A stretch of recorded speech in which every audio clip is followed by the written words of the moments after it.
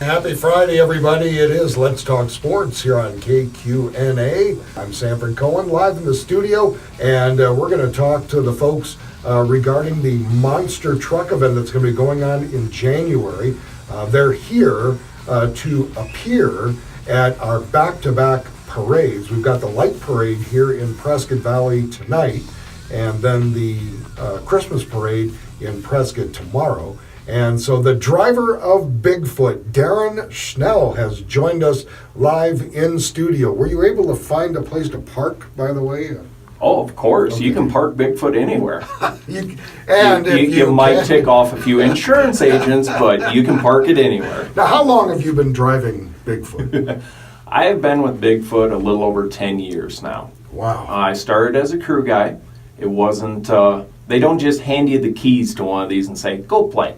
You have to work your way in as a crew guy and learn to work on them, because unlike other sports, I travel alone. All right, now, how big are the tires on Bigfoot? They are 66 inches tall, 43 inches wide, and they weigh between 800 and 900 pounds. So Each?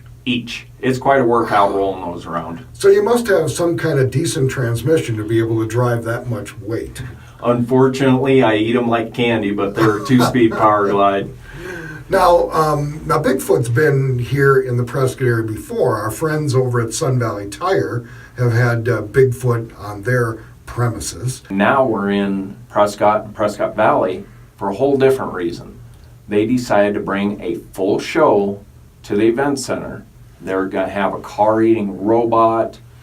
It's going to be big dirt hills. We're going to be flying through the air, crashing, all kinds of good stuff. Since I have never seen a car-eating robot before, would you mind describing it for me and the radio audience? What exactly goes on when a robot eats a car? It's hard to describe, but give it a shot. Can you imagine a machine that comes out to the middle of the arena, has got fire coming out of it, picks up a car and chews it in half, and then throws it across the arena? Where did this all originate? It actually started in my boss's garage in St. Louis 44 years ago now. He started with a stock Ford pickup, and he had a four-wheel drive business. And part of that four-wheel drive business, he kept adding parts to that old blue F-250. And it kept getting bigger and bigger and bigger. And he would go out on weekends and play, and he would come back Monday morning, and he'd have a host of broken parts. And his chief mechanic said, get your Bigfoot out of that truck. So he painted Bigfoot on the side of it. And that's where the whole sport of monster trucks kind of started.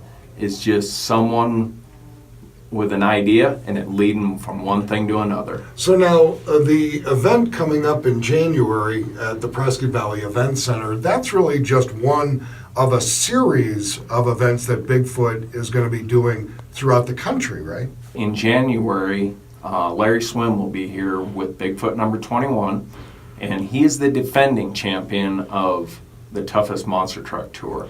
Unfortunately, I don't get to run for that trophy. It's one of those that I want on my mantle. I've got several championships, but that's the one I want. So, well, pardon me for being presumptuous, but you look like you still have a little gas in the tank, so I think there may be a time for you maybe in the future. Oh, I'm going to get that trophy, one way or another. Yeah, I kind of figured as much. What will make up the competitive part of it? Are there judges that decide one truck is doing better than another, or do you have certain things you have to achieve in order to get a higher score? I mean, how does that manifest itself in the actual competitive part of it?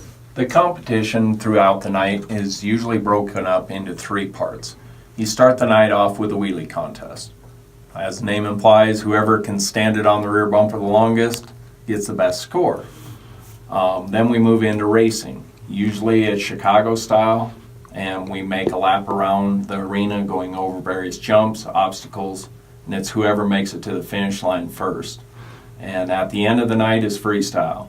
You get 90 seconds to go out and do whatever you want, and that's more for the fans. And that's my favorite part, because you just get to go put your own little touch on it and go wild, do whatever you want.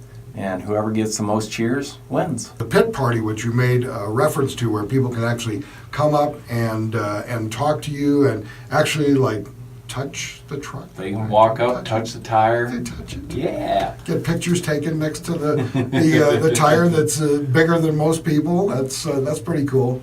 I'm telling you, I can't imagine you would ever find somebody that wouldn't be like out of their seat and just going nuts with what you guys are doing. It just sounds It's fun. We'll take a 4-year-old and a 40-year-old and turn them in the same person. It's a whole lot of fun, and it's a whole lot of chaos. And at the end, the people that walk up are the exact same. Darron, best of luck, of course, to you and Bigfoot for a great event here in January, and I know you'll have a lot of fun tonight at the parade and tomorrow at the other parade. This is parade weekend for us, so you picked a really good time to show up here in the Prescott Valley area. Hey, thank you for having me. Come on out, guys. It's going to be a lot of fun.